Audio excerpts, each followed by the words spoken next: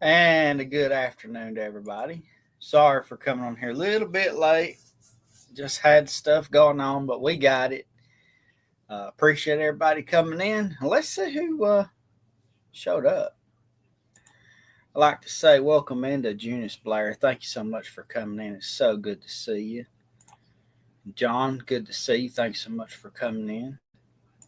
Miss Karen, thanks so much for coming in. So good to see you. Rachel, welcome. Good to see you. Thanks so much for coming in. Good old Jimmy, good to see you. Thanks so much for coming in. While I got his stuff pulled up there, guys, go watch his latest video. He told a story today. Man, it sent creeps and chills all the way down to my toes. You don't want to miss it. So go check that out. Let's see. All right. Looks like we got everybody. Thank you, everybody, for coming in. Like I said, I was a little bit late. Sorry about it. But we're here now. Good to see y'all. And I'm actually, here we go, trying to work on finding one more story to go with tonight's stuff. But anyway, I found a couple of stories that are going to be awesome tonight. I actually had, let's say hello to May. Welcome in. Thank you so much for coming in. It's good to see you. It's good to see everybody tonight. Appreciate all y'all. Oh, it's Niecy with a different name. I understand now. And Miss Betty Feliciano, thanks so much for coming in. Appreciate it. Good to see you. Still keep you in our prayers. Oh, good old Cody, it's good to see you. Thanks so much for coming in. Appreciate it. Found a couple of neat stories, and then Niecy's husband David actually submitted a story the other day. It's so awesome. We're actually going to make it into a video because it's one that kind of starts off as a spooky, scary type story and it ends in sort of with a heartwarming. So we'll make that into a video that we'll actually start probably Saturday. I'll start working on that. Coming up this next week, I finished up the video on Nanny Doss, a serial killer. So y'all see that coming out Saturday. And then I'm working on, for the next week after that, a video about a cryptid known as the Jackson County Giant. Very interesting story with newspaper articles dating back to 1877 and 1936 covering this story. And welcome into David. Good to see you. Thanks so much for coming in. Appreciate it. Good to see you. And I don't know if I did it or not. I think I did. There was a picture that I uploaded today where we went to the location where the beast was last seen. So you guys will actually get to see where the old town was and where the beast disappeared. So that'll be in the video. Me and my dad actually drove out there Tuesday or Wednesday actually and shot that little piece for that video. So y'all get to see that. And then, like I said, the new piece will be a story that our awesome sister Niecy's husband David sent in. We'll be working on that next. So, and then tonight we'll be reading a couple of stories from the Phantom Phenomena book. And I think I'm going to find a let's see, how long is that?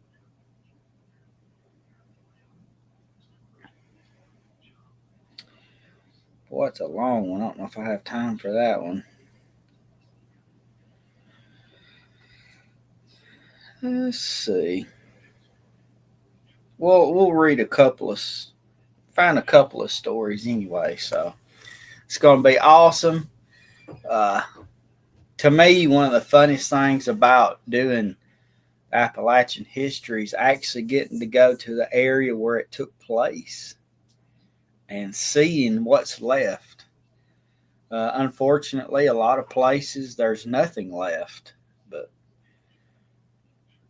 as you'll see in the story, not this week, but the week after, uh, you'll see there's a few things left, but really neat either way. Like I said, the story dates back to 1877, so really awesome. Uh, I got a warning for y'all. This has absolutely nothing to do with this channel. Uh, y'all know that we take Hope, our daughter, to the Children's Hospital every 3 months so that they can check on her blood and everything to do with her diabetes that she has. And this last trip was a complete flop. I had $200 cash put back for the trip, and we went to we were going to use a rental car because we always had to use one, and the one that we'd been using had torn up, and so we didn't want to use that anymore and get stuck anywhere. So we were going to use a rental car, and as you guys know, a rental car will not accept cash. They have to have it on a card in case there's an incident where they'll have a card on file to take the money. So I would, in the normal case, put the money in my bank account. But this time I was kind of short on funds and we overdrafted a little bit. And if I would have put that money in that account, we wouldn't have enough money left to go on the trip. So I went to Walmart and I bought one of those Walmart prepaid debit cards. The biggest mistake I've ever made. Do not do that. Do not buy a Green Dot prepaid debit card or a Walmart. Don't do either one of them. I bought the card, paid for the money to go on it, set up the card, which you have to do online, and got it set up. You had to call them to set up a PIN number, and come to find out, they sold us a card that was already active in someone else's name, and they did the investigation and they sent me an email saying they were so excited that they were going to get us our money back, but the amount was 19 cents. The person had used all of our money but 19 cents, and they weren't responsible because it was a third person, and if we wanted our money back, we have to go file a police report and let them deal with it. So guys, please do not use a prepaid debit card. We lost everything we had, which meant Hope did not get to go to the doctor that she needed to go to. So please do not be taken by those things. I had used one before and never had a problem. This time it was completely different. We lost everything we had over it. So either way, just don't buy one of those prepaid debit cards. And that's all I can say about it, really. I did go online and fill out one of those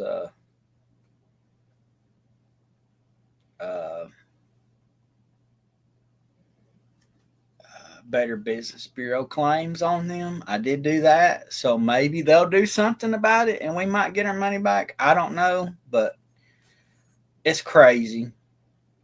And we were took, and it's such a shame because Hope, her doctor's appointments are so important. But anyway, hello, Scott. Welcome in.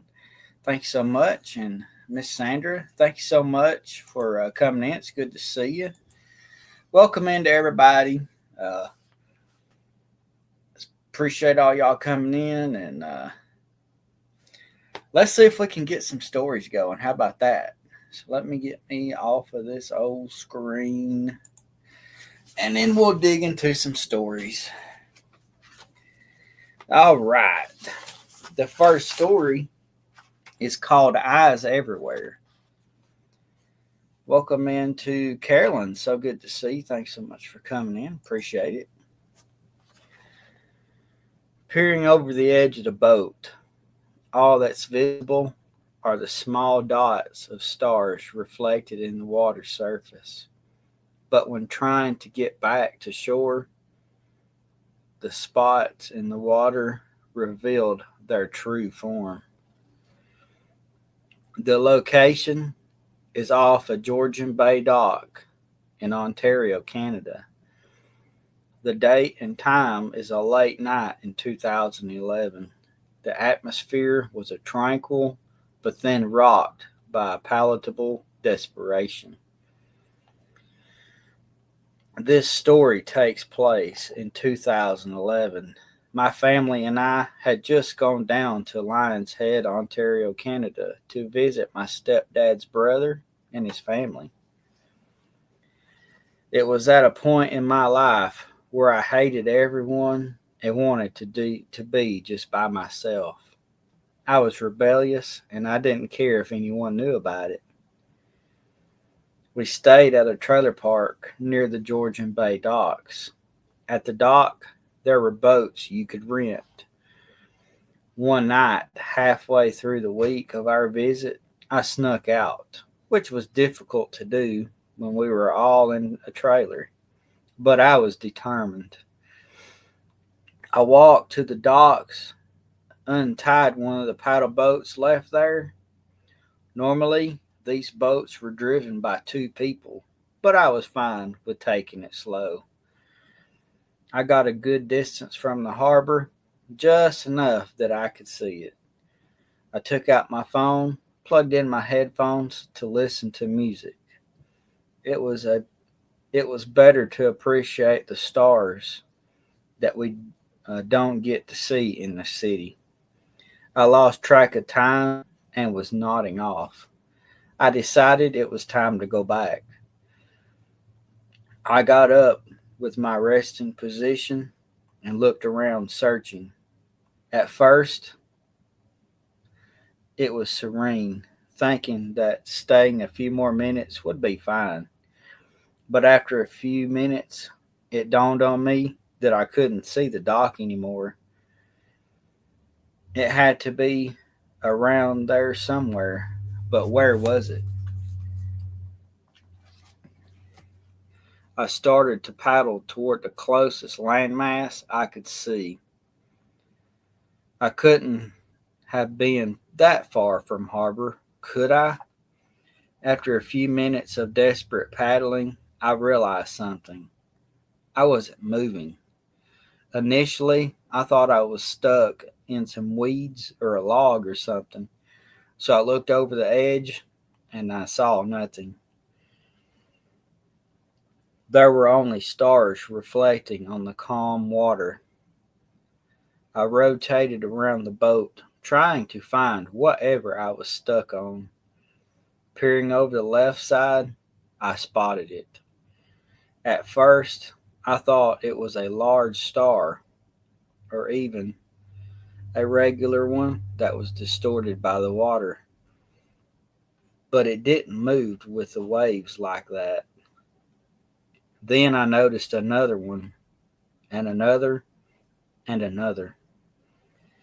There had to be at least 2 dozen of these eyes surrounding my small boat. Each eye looked to be a few feet down and the size of a bowling ball. Fear petrified me. For a few minutes, I sat there and looked into those eyes, but they never moved. For a moment, I thought maybe they were just some sort of metal obstruction that was reflecting the light, oddly, until one of them blinked. That one blink shocked me out of my paralyzed state.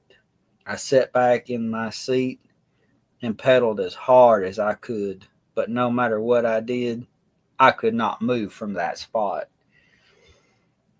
After a half an hour, I was tired and gave up. Another idea occurred to me. I opened the compartment in the back and pulled the emergency kit.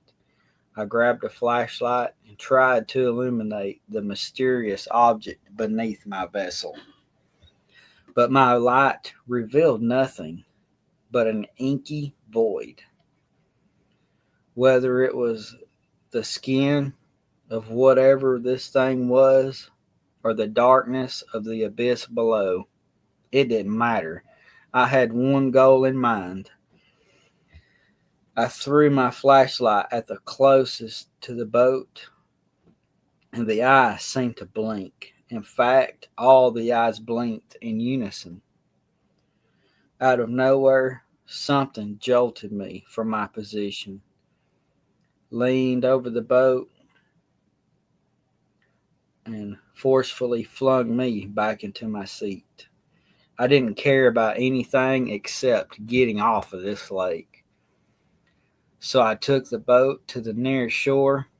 Unfortunately, that shore was nearby, nearly 2 miles from the trailer park. So I ended up spending the rest of the night in the woods. When I got back, it was nearly 10 a.m., and my parents had a search party looking for me. I was in a ton of trouble, and there was damage to the boat that I had to pay for. But I was just happy to be alive. Still, one thing was on my mind. If the boat had stopped before I realized it, before I realized I was being watched, how long was that thing watching me? And what did it want? I told my family about it, but no one believed me. It would just be nice to have some kind of answers. With this story dipping our toes in the waters of the Great Lakes, it's hard not to talk about Old Bessie, also known as the Lake Erie Monster. Teresa Kovich reported seeing the creature in the 1980s, vividly describing Bessie as having a reptilian appearance, resembling a snake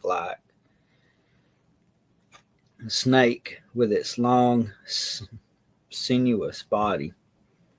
The most striking feature was its anonymous flipper, like those of plesiosaurs, a prehistoric aquatic reptile. This suggested that Bessie may be a living relic from a bygone era. The sheer size of the creature left her in awe, as she believed it could easily have overturned a boat with its immense power. However, on that particular day, Bessie seemed to be in a playful mood as she reported that it was merely frolicking in the gentle waves of Lake Erie. My goodness. That would probably be one of the scariest events to ever happen and also make you not ever want to go into the water ever again. Welcome in, Face to Ace. It's so good to see you. Appreciate you coming in. I couldn't imagine being out on a lake way up in the wee hours of the morning listening to music and then try getting back only to have the boat be stuck and have 12 eyeballs watching me. That's got to be one of the craziest things I've ever heard of. Now, the next one we're going to do is called Something Stared Back. A luscious landscape of exotic fish and corals vanish as a drop off is reached. Down, down, and down some more. Something massive peers up and begins to move. The location of this is too far from the Honduran coast. The perfect time of year for snorkeling and catching some rays. And the atmosphere was relaxing and ready for a vacation. Despite encountering strange, creepy things, my love for the water, especially the ocean, remains unwavering. Not even what happened to me when I was 15 years old could shake my love. It started when my mom and I took a cruise through the Caribbean, stopping at all the well known destinations along the coast of Mexico, some of the smaller some of the smaller Central American countries. Our last stop before heading back to port was a tiny island off the coast of Honduras. Welcome in, Tammy. Thanks so much for coming in. It's good to see you. Appreciate it. And we had booked what was supposed to be a relaxing snorkel excursion. Sure, it isn't the most famous for underwater activities, but there are some absolutely gorgeous reefs in the area. I wanted to be a marine biologist at the time, so it was heaven for me. We took a small ferry from the main port of the island so we could spend the day on, and after lunch, I headed straight to the water. I remember it was strange that day. It was beautiful outside, but there was almost no one else in the water. I think there was one other person when I got in first. I seem to remember noticing that they had left while I was out, leaving the reef all to myself.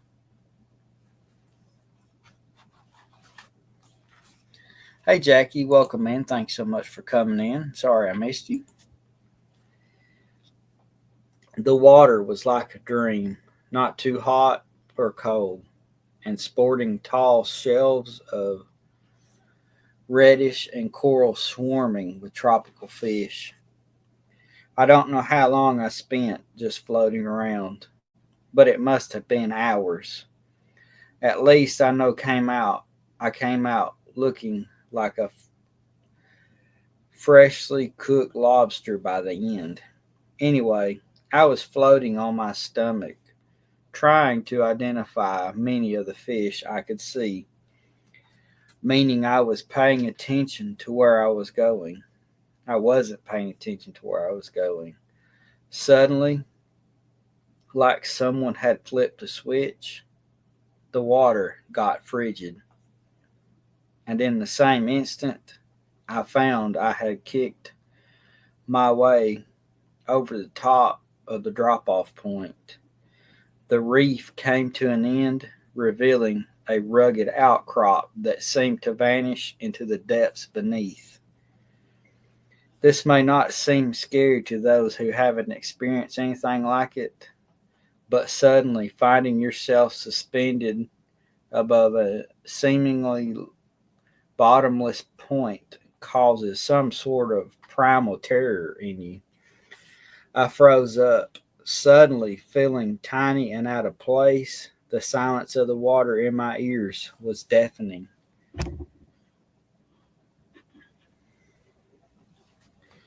As I started down into the abyss, I felt a strong sense of vertigo.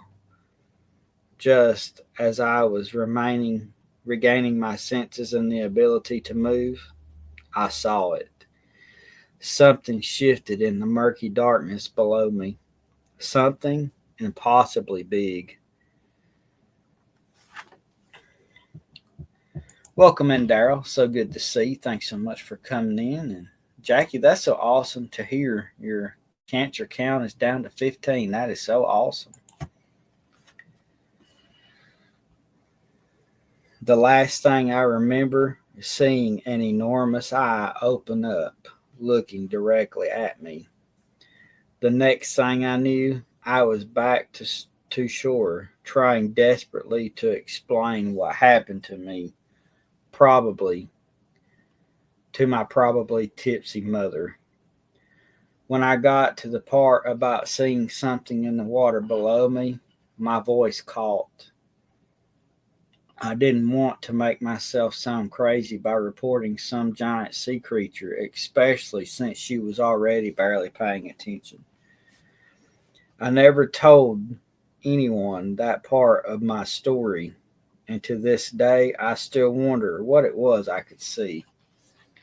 Maybe it was some whale or other large creature that had drifted closer than usual to shore. I know it's a cliche, but I know it wasn't my mind playing tricks on me. Whatever it was, I was never able to bring myself to look over the deck of the ship at night for the rest of the trip. I was too scared. I was too scared I'd see something watching me from the darkness again.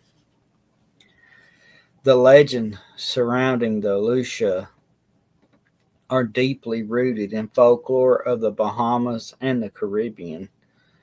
Locals believe that some fearful creatures inhabits the mysterious underwater caves known as the Blue Holes, which are found throughout the region. Locals say that Lucia, a formidable predator, can attack both on land and in the water. Its half shark, half octopus appearance adds to its menacing reputation, instilling fear in those who have heard the tales. Fishermen and scuba divers had reported encounters with the Lucia, recounting terrifying experiences of beings pursued or attacked by the hybrid monster. The creature's massive size and powerful tentacles make it a formidable adversary, causing panic and distress among those who venture near its lair. The Lucia's alleged ability to create tidal currents in the inland blue holes feature adds to its mystique, with locals attributing to the phenomena to the creature's breathing. Despite questioning from skeptics and scientists, the eyewitness accounts of the Lucia's deadly attacks on unsuspecting individuals have persisted, solidifying its status as a legendary, feared creature of the deep. Oh my goodness. Hey there, Jimmy. Good to see you. Thanks so much. I could not imagine being on a cruise out swimming in the Caribbean near the reefs and having out of nowhere the reef ending and then the wide open ocean is there below you and you look down and just see a mysterious eyeball looking at you. I believe that would scare me about half to death. Okay. I think I'm going to read one more. This one's called The Image.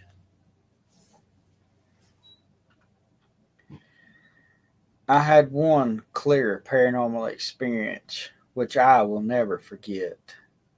I can picture it like it happened yesterday. I was 8 at the time.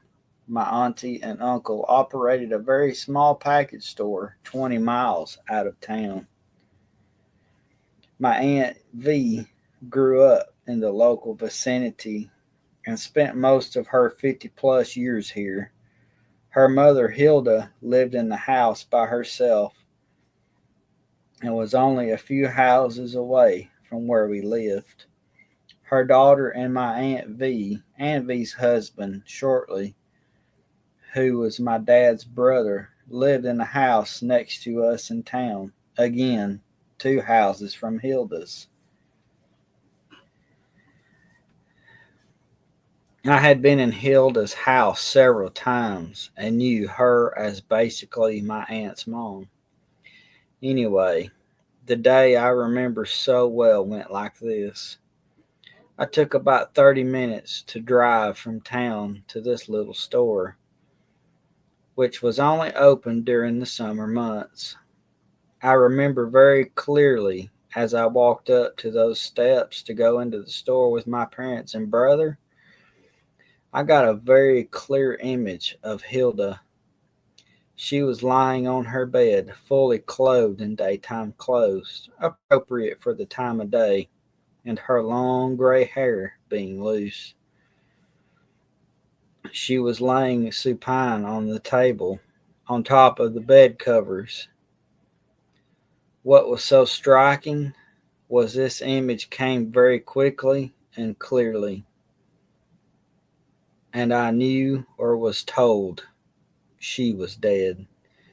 Except for some pets, I had never been around death. I didn't even see her as sleeping. It came to me clearly that she was dead. I even questioned it to myself that no, that cannot be. She can't be dead. The image stayed with me for about a minute or two. Pretty much exactly 30 minutes later, an elderly gentleman drove up to the store and told my Aunt V that her mother was indeed gone. I was shocked. The gentleman was the one that I knew at the time and was a friend to both families. As soon as he made the announcement, the image came back to me, but I didn't tell anyone about the image then. I was afraid no one would believe that her image had come to me and that I was making it up. I felt then, as I do now, I received her image at the point of death and very shortly afterwards. This was my only clear paranormal experience. I feel that since I did not act on this one, that no more were to come to me. I kept this experience a secret for many years before I finally told someone. And even then, I got the strong feeling of disbelief. Well, welcome in, Scully. And no, it's good to see you, Jimmy, always. And that video you did earlier sharing your experience was awesome. Guys, if you haven't watched that, go watch Spooky Appalachia's channel. The last video that he did was an experience that he had years back. Man, was it crazy. But these stories tonight were pretty awesome. Two of them were out in water, and this other one was of a child who had foreseen his grandmother's death, or whoever the old lady was, his aunt's mother. But it came to him, and that's strange. As a child, back 11 years old, probably wouldn't even know what to do with information like that. And of course, you wouldn't want to tell anybody because they wouldn't believe you. They'd think you're making up the entire story. So, oh man. Anyway, guys, these stories were pretty awesome. Two of them were from the book, and one of them was from a website that I visit quite often. I hadn't got to visit in a while because we've been doing other stories, but I appreciate all of you guys coming out. It's always good to see y'all. Like I said, coming Saturday, we got the real true story of a serial killer who lived right here in Northeast Alabama. We got her story covered, and then the week following that, we're working on finishing up the story of the Jackson County Giant, a massive cryptid type creature. We've got that one coming. And then once I finish this story up, we're going to be starting on a submitted story. So it's going to be really awesome. Got some pretty good stuff coming for y'all. Hopefully you enjoy it. And today was kind of a old rainy day. So I got out in the wood shop. I wanted to show y'all this. I got out and made this old cross today. It's not sure what kind of wood the cross is made from, but this base is actually made from cedar wood. I had a old table that I had made, and this was just a little cutting from it. Not exactly sure what we're going to do with this. My wife Autumn really loves this thing. She's like, I want to keep that. But I was honestly thinking about doing a giveaway with it. I don't know. I haven't decided, but this little neat little cross will be setting on. It'll look good setting on a table, or you could put somebody's name here, or wrap some string. Who knows? It could be done anything with it. It's just a simple little cross. It was just something to pass the time. I finished it with nothing but Mod Podge of all things. But I hadn't made one of these in a while, and I was like, man, I'd like to. So I did.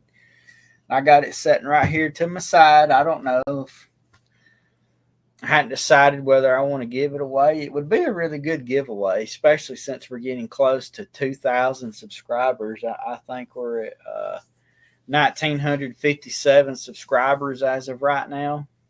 So we'll keep growing, and when we hit it, we're definitely giving away the Myers Tales of Appalachia sign. I'll have to make a new one when I do, but I may give that away, and I may pull one of my paintings out of my collection and give that away, and I may give this cross away. I don't know. We'll see. But like I said, got some good videos coming up, and really neat stuff. Like I said, we'll be doing some giveaways when we hit 2,000 subscribers, which we're getting there, slowly but surely, but we're getting there. I appreciate you guys coming out listening to us, to these awesome stories, and keep your eyes out for some good videos. And I appreciate everybody that's been commenting on the videos and watching the videos and liking the videos and sharing them out with your friends and family. Appreciate all that. You guys are helping us grow bit by bit. So again, I've been throwing this in there at the end of the videos. We now have the P.O. box for anyone that has a story they would like to submit. You know, you'd like to handwrite a story or something, send that in, or anything, just whatever. Christmas cards, any of that good stuff. This is there for you guys to use. That was donated by Miss Karen. We appreciate that. And if you have a story you'd like to submit by email, there's our email there. That's for you guys to use. Prayer requests, stories, just whatever. Feel free to hit that up. Like I said, we got that. We have the P.O. box. Whatever you guys need there, it's there for you guys to use. And appreciate each and every one of y'all for coming out and having a good old time listening to these stories. And I guess until next Monday, I'll see you guys later. Bye, guys. Have a good one. Have a good rest of your week.